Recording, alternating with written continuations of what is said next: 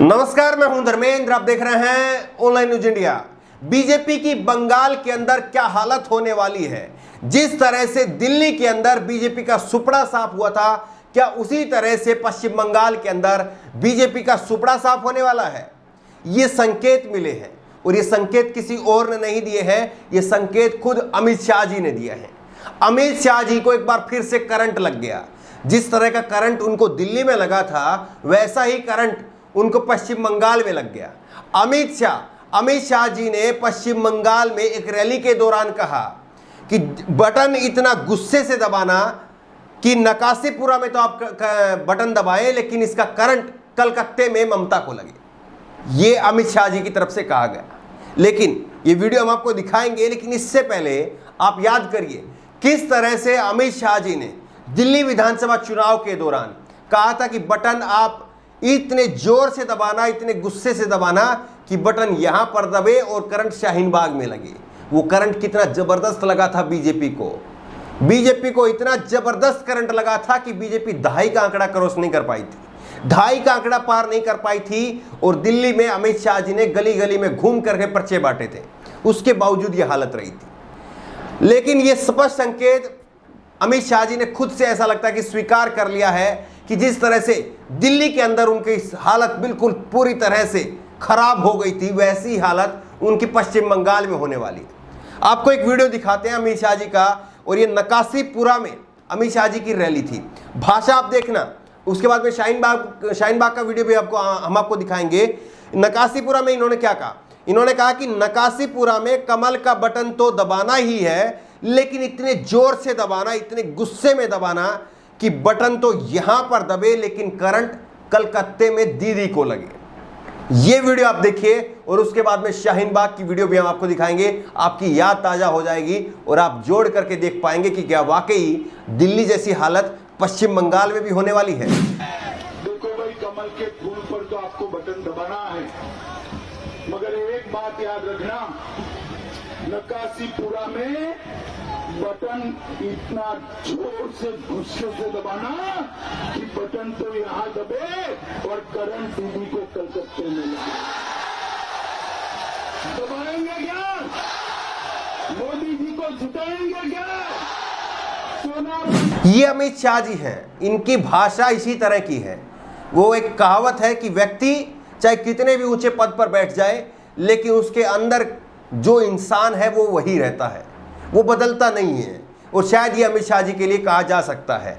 लेकिन आप देखिए किस तरह से ये एक महिला के लिए, एक मुख्यमंत्री के लिए ऐसे शब्दों का इस्तेमाल कर रहे हैं कि उनको करंट लगे। करंट लगने का मतलब आप समझते हैं, किसी शोभा, कोई व्यक्ति की प्रशंसा के लिए आप इससे ऐसे शब्दों का इस्तेमाल नहीं करते हैं। लेकिन देखिए अमित शाह जी, ये अमित शाह जी बिल्कुल नहीं बदले। दिल्ली के विधानसभा चुनाव के दौरान भी इन्होंने ऐसा ही बयान दिया था। उस वक्त इन्होंने क्या कहा था, मित्रों जब बटन दबाओ तो इतने गुस्से के साथ में दबाना कि बटन यहां बाबरपुर में दबे, करंट शाहीन बाग में लगे। और दिल्ली में बीजेपी 3 सीटों पर थी, 8 सीटों पर पहुंच पाई। और एक इत्तेफाक की बात देखिए कि पश्चिम बंगाल में मौजूदा समय में बीजेपी 3 सीटों पर ही है। और क्या पश्चिम बंगाल में भी बीजेपी की ऐसी हालत हो जाएगी जैसी दिल्ली में हुई थी, 8 सीटों तक ही बीजेपी पहुंच पाएगी? ये बड़ा सवाल है आप कि बीजेपी की प्राथमिकता क्या है। नरेंद्र मोदी जी हो, अमित शाह जी हो, इनकी प्राथमिकता क्या है? प्राथमिकता ये है चुनाव जीते। चुनावी मशीन बन करके रह गई है बीजेपी पार्टी। भले ही ये पार्टी अब सत्ता में है, लेकिन जिस तरह के हालात देश के अंदर है, वह उन हालातों से इनका कोई लेना देना नहीं है। अमित शाह जी देश के गृह मंत्री हैं, और देश के गृह मंत्री होने के साथ साथ दिल्ली में कानून व्यवस्था को भी देखते हैं। पिछले साल जब दिल्ली के अंदर हालात बेकाबू हो गए थे कोरोना की वजह से, उस वक्त में अमित शाह जी ने कमाल संभाली। अमित शाह जी एक्टिव हो गए, और एक्टिव होने के बाद में अमित शाह जी जो है वो दिल्ली के अंदर कोरोना को काबू में कर लेते हैं। ये बीजेपी की तरफ से कहा गया। ये कहा गया कि अरविंद केजरीवाल ने तो दिल्ली को तबाह कर दिया था, लेकिन अमित शाह जी की वजह से दिल्ली बच पाई। लेकिन अभी दिल्ली के हालात कहां पर है, दिल्ली के हालात कैसे हैं, ये एक वीडियो हम आपको दिखाते हैं। लेकिन आप सोचिए कि उस गृह मंत्री के सर पर जो सेहरा सजाया जा रहा था, ताज उनके सर पर रखा जा रहा था दिल्ली को बचाने का, अब वो गृह मंत्री कहां पर है जब दिल्ली किस तरह से तड़प तड़प करके मर रही है। ये वीडियो आप देखिए, दिल्ली की ये वीडियो है। मतलब दादी को आज ही लेके आए थे लेकिन एडमिट नहीं किया इन्हें। क्या कह रहे हैं, कहीं भी चले जाइए, इन्हें ऑक्सीजन की ज़रूरत है क्या है? तो ऑक्सीजन भी नहीं मिल रहा है। तो कह रहे हैं बेड ही नहीं है आईसीयू का। ये राम मनोहर लोहिया अस्पताल के सामने का हाल है। देखिए एक दादी यहाँ पर पड़ी हुई है, इनको ऑक्सीजन की सख्त ज़रूरत है, सांस फूल रहा है, बड़ी मुश्किल में सांस ले पा रही हैं, लेकिन यहाँ पर इनको ऑक्सीजन नहीं मिल रहा है। इनके परिजन परेशान है। अब कहाँ लेके जाएंगे? किसी ने बोला है कि आप जाइए LNJP में, वहाँ पर मतलब कोई श्योरिटी नहीं है। वो कह रहे हैं ऐसे इमरजेंसी में ले जाओ। RML से कह रहे हैं LNJP। इन्होंने तो एडमिट ही नहीं किया ना, इन्होंने देखा भी नहीं है ना। और देख सकते हैं कैसे एडमिट करें हम, ट्रीटमेंट नहीं दादी बैठी हुई हैं, इनको ऑक्सीजन सपोर्ट नहीं। कितनी देर पहले लाए थे? देते। सुबह से ही पड़े हुए हैं। किसी और हॉस्पिटल में भी ले गए थे क्या? हाँ, BLK में ले गए थे, नहीं मिला बेड। BLK ले गए, बेड नहीं मिला। और उसके बाद 10-15 जगह हमने ट्राई 10-15 अस्पतालों में कोशिश की, कहीं बेड नहीं मिला। ये दिल्ली के अस्पतालों का हाल है, आप देख सकते हैं। ये बुजुर्ग दादी ऑक्सीजन के अभाव में गैस्पिंग कंडीशंस में आए हैं। देखो भैया, इनको कहीं ऑक्सीजन की गाड़ी तो मंगाओ कम से कम। मिल जाएगी, हम लोग मिल जाएगी। बीजेपी के तमाम नेता, चाहे जिसमें नरेंद्र मोदी हैं, चाहे जिसमें अमित शाह हैं, चाहे जिसमें योगी आदित्यनाथ है, इनको कहा जाता है कि ये वोट एक तरह से खरीदने की मशीन है। इनकी रैलियों में इतने लोग उमड़ते हैं और इनके जाते ही वहां का माहौल बदल जाता है। बीजेपी में माहौल हो जाता है, भगवा में माहौल हो जाता है।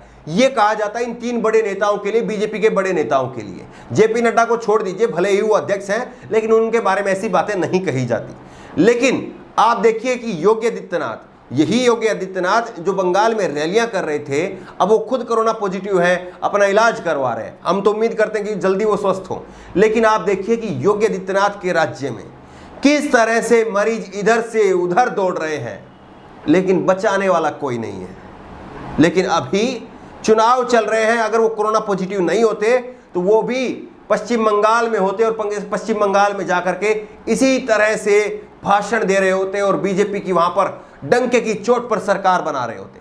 लेकिन अब वो खुद कोरोना पॉजिटिव है, इसलिए वो खुद अपना इलाज करवा रहे हैं। लेकिन हालात नहीं बदले, चाहे वो योगी उत्तर प्रदेश में रहे, चाहे पश्चिम बंगाल में रहे। हालात क्या है, हालात देख करके आप समझिए कि काम हो रहा है या नहीं हो रहा है। ये उत्तर प्रदेश की वीडियो आप देखिए, जहां पर एक बेटी है, उसकी मां है, और वो कह रहे हैं कि हम इधर से उधर तड़प रहे हैं, भाग रहे हैं, दौड़ रहे हैं, लेकिन कहीं पर इलाज नहीं मिल रहा। कर लो सब, कोई सुनवाई नहीं है यहाँ पर। प्लीज मेरे पापा को बचा लो। यहाँ दौड़ो, वहाँ दौड़ो, वहाँ दौड़ो, यहाँ दौड़ो, इतने में पेशेंट मर जाएगा। ये परिवार है, ऐसे ही ये परिवार आप देख सकते हैं। सबसे बड़ी बात यह है कि नेताओं की प्राथमिकता यह होनी चाहिए कि चुनाव तो होते रहेंगे, और चुनाव में अगर जनता आपको पसंद कर रही है तो आपको वोट भी दे देगी, जैसे राहुल गांधी ने किया। राहुल गांधी जी के पास में खोने को कुछ भी नहीं है, लेकिन फिर भी राहुल गांधी जी ने साफ तौर पर कह दिया कि हमें वोट दे या ना दे वो उनका काम है, हम जनता के विवेक के ऊपर इसको छोड़ते हैं, लेकिन मैं कोई रैली पश्चिम बंगाल में नहीं करूंगा, ये राहुल गांधी ने कहा जिम्मेदारी लेते हुए। लेकिन दूसरी तरफ बीजेपी के सारे बड़े नेता पश्चिम बंगाल में हैं, चुनाव में व्यस्त है, बीजेपी को जिताने में व्यस्त है, और कैसे कैसे बयान खुद गृह मंत्री दे रहे हैं। क्या आपको लगता है कि जिस तरह से इन दिल्ली के अंदर दिल्ली की जनता ने इनको नकार दिया और यहां पर एक क्षेत्रीय नेता अरविंद केजरीवाल उनके काम को उनको स्वीकार किया, क्या वैसे ही एक क्षेत्रीय नेता के साथ में ममता बनर्जी के सामने भी इनकी वही हालत होने वाली है? वहां पर भी जनता इसी तरह से इनको नकारने वाली है? ये एक बड़ा सवाल है। बहरहाल आपको क्या लगता है, जिस तरह से अमित शाह जी ने करंट वाली भाषा का इस्तेमाल किया है, क्या आपको लगता है कि दिल्ली वाली हालत पश्चिम बंगाल में भी बीजेपी की होने वाली है, या आपको लगता है कि ये मैच एक इत्तेफाक की बात है, बीजेपी तो वहां पर पूर्ण बहुमत के साथ में सरकार बनाएगी, भले ही देश में कोरोना को लेकर के कैसे भी हालात हों?